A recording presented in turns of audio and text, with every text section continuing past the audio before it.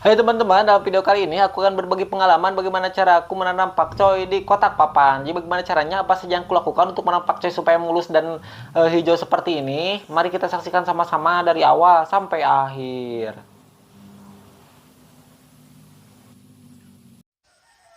Yang pertama-tama yang aku lakukan adalah menyemainya terlebih dahulu.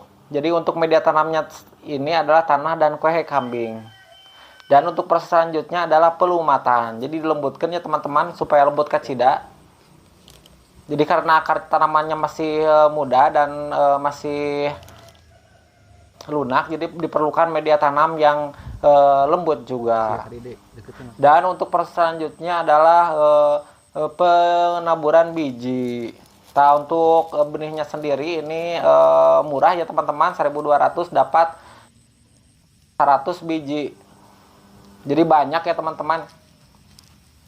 Jadi kalau mau nyemai jadi secukupnya aja. Terus ya. Nah, untuk proses selanjutnya adalah penaburan. Jadi ditaburkan ya teman-teman. Jadi ini gak usah ditimbun lagi dengan tanah. Dan jikalau ininya banyak ya teman-teman, kita menyemainya banyak, jadi dibuat ciri ya teman-teman. Jadi ini dicirian ya gitu teman-teman. Dan untuk proses selanjutnya adalah penyeboran. Nah, jadi dicebor ya teman-teman. Selesai, lalu tutup dengan plastik. Lalu biarkan 2-3 hari. Jadi supaya cepat muncul tunas ya teman-teman. Buka tutup plastiknya ya teman-teman. Atau 3 hari tuh, jadi sudah mulai hidup. Tuh, jadi setelah 3 hari kemudian si tanaman pakcoy yang dari biji sudah segede ini. Dan untuk perawatannya sendiri cukup dengan cara menyiram-nyiramnya saja ya teman-teman. Jadi si ininya tadi siram-siram gitu aja ya teman-teman. Nggak perlu dipupuk. Jadi siram aja. Dan untuk proses selanjutnya adalah penggemburan tanah. Jadi untuk media tanamnya sendiri ya yang aku gunakan ini adalah tanah dan sekam padi ya teman-teman. Jadi sekam padi ini tujuannya supaya gembur tanahnya dan bisa menyerap pupuk yang kita berikan nanti ya teman-teman. Jadi seperti ini. Selesai. Tak jadi guys digemburkan tanahnya ya teman-teman.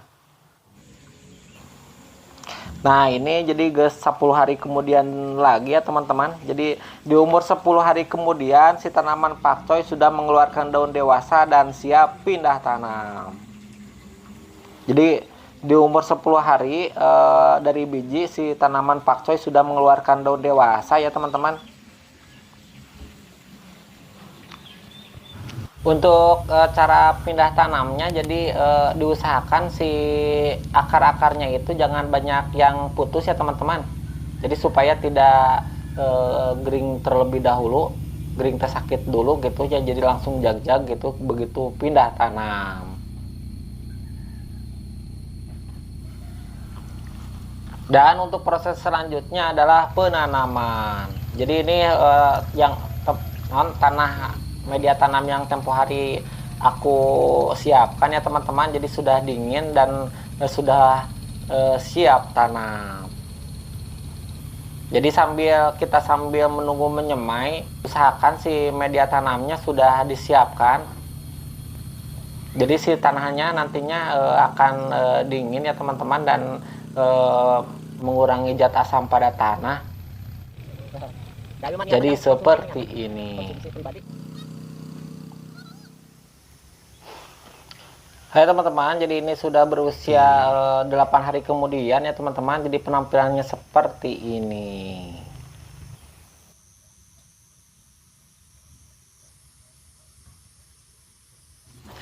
Dan untuk proses selanjutnya adalah pemupukan. Jadi untuk pemupukannya sendiri di sini aku menggunakan MPK 1616 dan Ponska dengan perbandingan 1:1.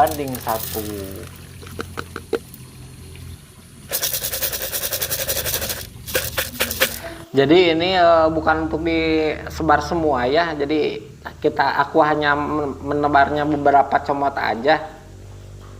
Jadi untuk perawatannya jangan lupa ya. Jadi di usia 0 sampai 1 minggu selalu mengontrolnya. Jadi ditakutkan nantinya si pucuk tunasnya nanti dimakan ulat atau hama ya teman-teman. Jadi dikontrol gitu ya teman-teman. Nah, jadi seperti ini. Dan untuk proses yang selanjutnya adalah penebaran. Penebaran itu apa namanya, pupuk ya teman-teman. Jadi usahakan sebelum ditebar ini digemburkan terlebih dahulu si tanahnya. Jadi diawurin itu apa namanya, pupuk secukupnya aja ya. Jadi supaya ngampar, jadi supaya hijau gitu, kayak supaya hijau. Nah, supaya seperti ini tas di video lah jelas insya Allah teman-teman.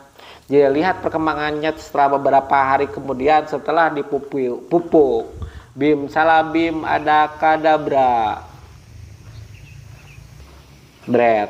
Nah, hai teman-teman, jadi ini sudah berapa harinya Kela?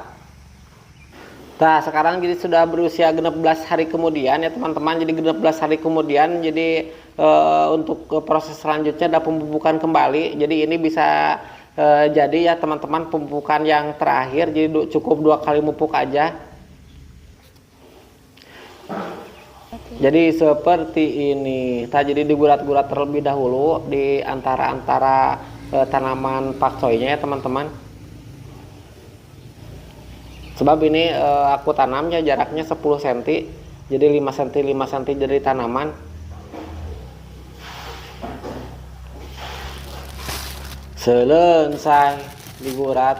Nah, untuk proses selanjutnya adalah pengabrukan pupuk. Jadi ini aku gunakan pupuk NPK dan ZA ya teman-teman. Dengan perbandingan kira-kira 1:1. Nah, jadi gitunya pupuknya. Nah. Jadi jika di musim hujan ya teman-teman, jadi harus si pupuknya itu bagusnya gitunya. Kalau menurut aku itu dikubur, sebab kalau di musim hujan itu banyak air ya teman-teman. Jadi si pupuknya itu nantinya ke bawah arus air.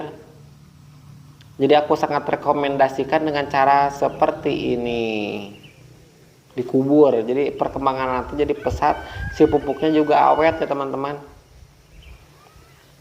Nah, jadi untuk lebih napa lagi karena otak ya, supaya napa nyerap di ingatan. Jadi tonton sampai selesai prosesnya. Nah, guys gitu ya teman-temannya, selesai anggaplah gitu piraku ngerti-ngerti.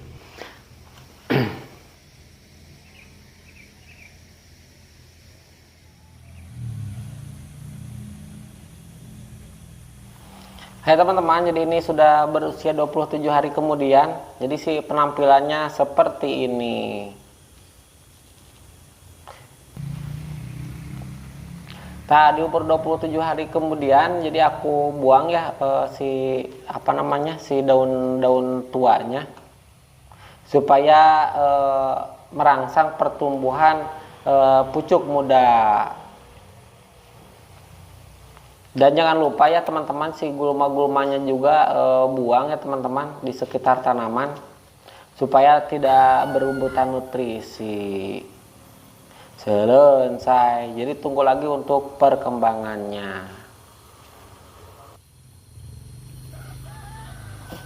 Hai teman-teman, jadi ini sudah berusia 34 hari kemudian. Jadi di umur seperti ini ya, jika si tanamannya sudah besar, jadi si penyerapan nutrisinya juga lebih cepat. Nah, hai teman-teman, jadi ini sudah berusia 37 hari kemudian. Jadi di umur 37 hari kemudian aku akan memanennya. Jadi jika teman-teman semua apa namanya ingin menghasilkan pakcoy yang hijau dan rindang seperti ini, kurang hama gitunya peribahasanya. Jadi teman-teman semua usahakannya di sekitar tempat harus bersih dari gulma-gulma ya teman-teman. Jadi biasanya di gulma-gulma itu akan memicu datangnya hama ulat teman-teman. Jadi jika teman-teman semua kadong ya teman-teman terserang hama ulat, teman-teman semua bisa atau apa namanya kutu loncat yang hitam-hitam yang suka ngebolongin daun, teman-teman semua bisa menyemprotnya ya teman-teman dengan pestisida. Aku di sini menggunakan kalau jika gitu ya, jika diserang hama bisa menggunakan Starban. Kalau kutu loncat ya.